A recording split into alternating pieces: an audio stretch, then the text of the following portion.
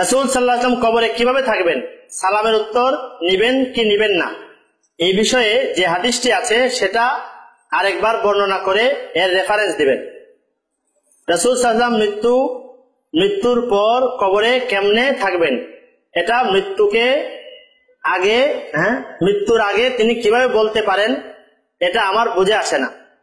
প্রথম কথা, হাদিসটার রেফারেন্স হাদিস যেটা রাসূলুল্লাহ সাল্লাল্লাহু আলাইহি ওয়াসাল্লাম কবর থেকে সালামের উত্তর, রাসূল সাল্লাল্লাহু আলাইহি ওয়াসাল্লাম কবরে কিভাবে থাকবেন, সালামের উত্তর নিবেন কি নিবেন না, এটা পরিষ্কার আছে। নবী সাল্লাল্লাহু আলাইহি ওয়াসাল্লাম সালামের উত্তর দেন, হাত্তা আরুদ্দা আলাইহিস সালাম, হাত্তা আরুদ্দা আলাইহিস, যাতে আমি সালামের উত্তর দেই, এগুলো পরিষ্কার আছে। আর একাধিক হাদিসও আছে। ওই যে হাদিসটা আছে 7 নম্বরে আমি বলেছি, মা মিন আহাদিন ইউসাল্লিমু আলাইয়া ইল্লা রাদ্দাল্লাহু আলাইয়া রূহি, এই হাদিসে আছে হাত্তা আরুদ্দা আলাইহিস সালাম। হাদিসটা সুনানে আবু দাউদে 2041 নম্বর হাদিস। দ্বিতীয়, তিনি বলেছেন মৃত্যুর পর কবরে কেমন থাকবেন, এটা মৃত্যুর আগে তিনি কিভাবে বলতে পারেন, এটা আমার বুঝে আসে না।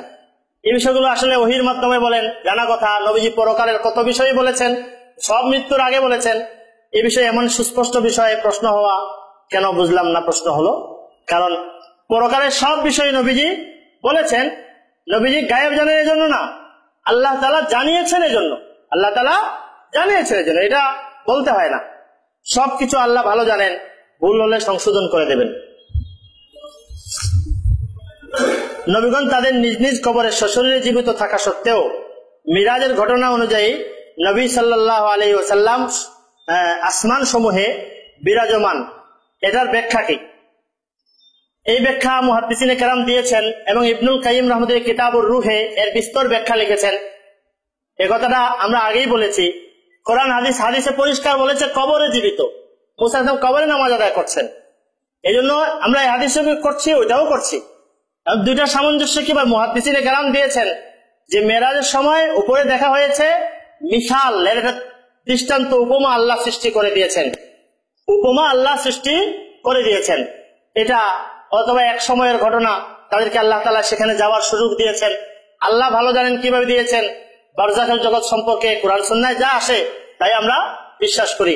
এই সংক্রান্ত আরো বিস্তারিত বিবরণ মুহাদ্দিসিনে কেরাম আরো বিস্তারিত ব্যাখ্যা করেছেন। এটাও আশা করি আমাদের সহিহ হাদিসে যা আছে এর সাথে সাংঘর্ষিক না এটা। এ কারণে এই বিষয়েরও আলোচনার আর দরকার আছে বলে মনে করি না। এছাড়া বাইতুল মুকাদ্দাসে কি নবীগণের নিয়ে আমাদের নবীজি সাল্লাল্লাহু আলাইহি ওয়াসাল্লাম যে জামাতে, একথাও বলেছেন নবী জামাতে সালাত আদায় করেছিলেন, এর ব্যাখ্যা কি? একথাও বলেছেন। ইমাম যাহাবী রাহমাতুল্লাহ তার সিয়ার ও আলামিন নুবালায় 9 নম্বর খণ্ড 99 নম্বর পৃষ্ঠা ওয়াকি ইবনুল জাররাহের জীবনীতে এগুলো দিয়েও প্রমাণ করেছেন নবীগণ কবরে জীবিত। হাদিসে আছে পরিষ্কার। আর এগুলো আছে তখন কবর থেকে হয়তো গিয়েছেন, আল্লাহ যাওয়ার সুযোগ দিয়েছেন অথবা মিসাল দিয়েছেন। কিভাবে দিয়েছেন আল্লাহ ভালো জানেন, আমি এর বিস্তারিত ব্যাখ্যা দেওয়ার মতো কোনো ক্ষমতা আমার বা আমাদের নেই। কোরআনের আয়াত আপনি মৃতদের শোনাতে পারবেন না, একই কাফেরদের জন্য নাজিল হয়েছে। একজন আলেম এটা বলেছেন কাফেরদের জন্য, মানে মৃতদেরকে শোনাতে পারবেন না, এটা হয়তো আপনি ভুল বুঝেছেন বা তিনি কেমন বলেছেন জানি না। তো আমি এখানে তার বক্তব্য উদ্ধৃত হয়নি। বিষয়টা হলো ইন্নাকা লা তুসমিউল মাউতা, শাব্দিক অর্থ হলো তুমি মৃতদেরকে শোনাতে পারবে না।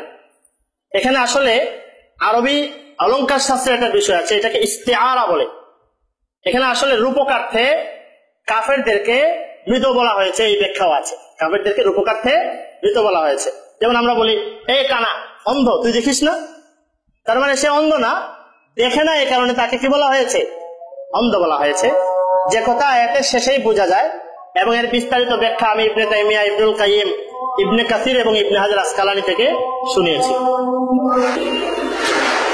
আরেকটি প্রশ্ন এসেছে, কবরে তো মুমিন কাফির সবাই জীবিত, তারা কবরে নিজ নিজ কর্মফল ভোগ করে, তবে কেন নবী সাল্লাল্লাহু আলাইহি ওয়াসাল্লামকে আলাদাভাবে জীবিত বলতে হবে? সবাই কি কবরে জীবিত নয়?